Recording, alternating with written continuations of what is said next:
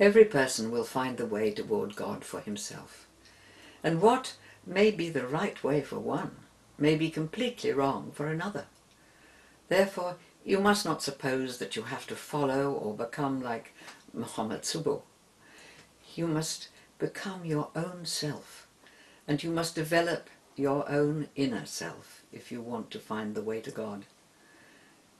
You must not follow or imitate anybody else, because you must find your own way to God. Usually, if there is a teacher, he teaches his followers to do exactly the same as he does, in order to reach what he has reached. But this is really wrong, because not only between a teacher and his followers, but even between two brothers of the same parents, there is already a big difference. Not only in outward appearances, but also in their character and in their whole being. So surely you can understand now that what is the right way for a certain teacher to find God is not necessarily the right way for his pupils. Therefore, Bapa says that it is God who will lead you towards himself, and what really happens in the Latihan is that you will be introduced to your real inner self, the real I. You must not be afraid, and you must not be worried, because whatever comes to you in your Latihan is only what is in you, and it comes from your inner self. It is the real you that arises in the Latihan. So you do not have to be worried or afraid. In Subud, there is no discrimination between the different religions, because what comes to a person is really what is already there within him. So if a person is a Christian, he will meet the real Christ within himself. And if a person is a Buddhist, he will meet the real Buddha within himself. The same if he is a Muslim. He will meet the Muslim within himself.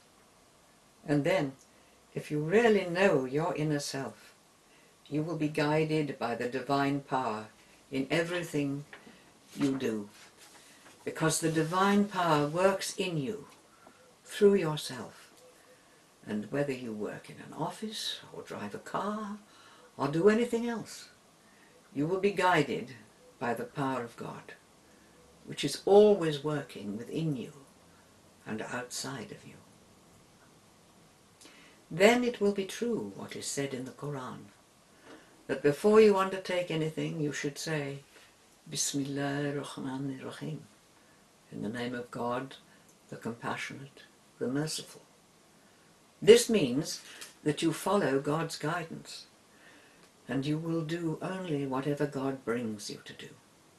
You will not then be in haste to do something and only afterwards remember God and regret what you have done.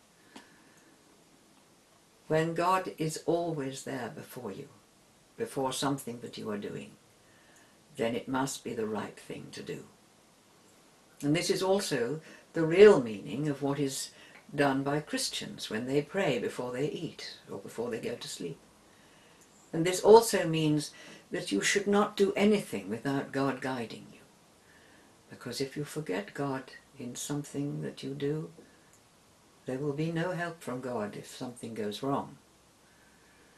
The power we see is only to convince us that the almighty power of God works not only within us, but also in all creation, and even outside of all creation.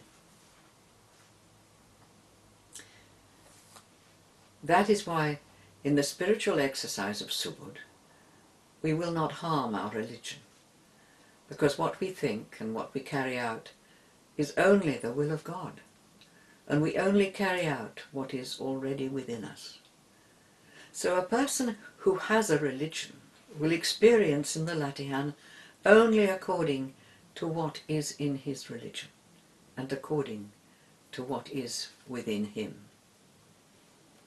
Some among you may ask where Bapa got all this from. And Bapa answers that he received this when he was in the same situation as you are. He was working, He was still doing his job in an office and whatever else he had to do, and even liking it. And all of a sudden, everything stopped. His mind stopped working. His heart stopped working. His desires stopped working.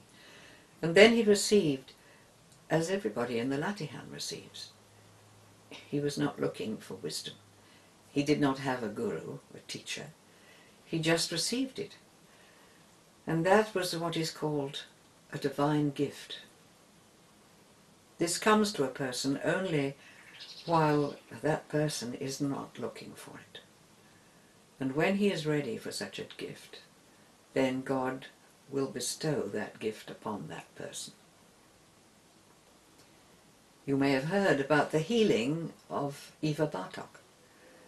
It was not Bapa who helped her or cured her, but he showed her how to worship God. And it was her good fortune that God willed her to get well. So she got well. And everything was well with her. But it was not Bapa who cured her. He only showed her the way to worship.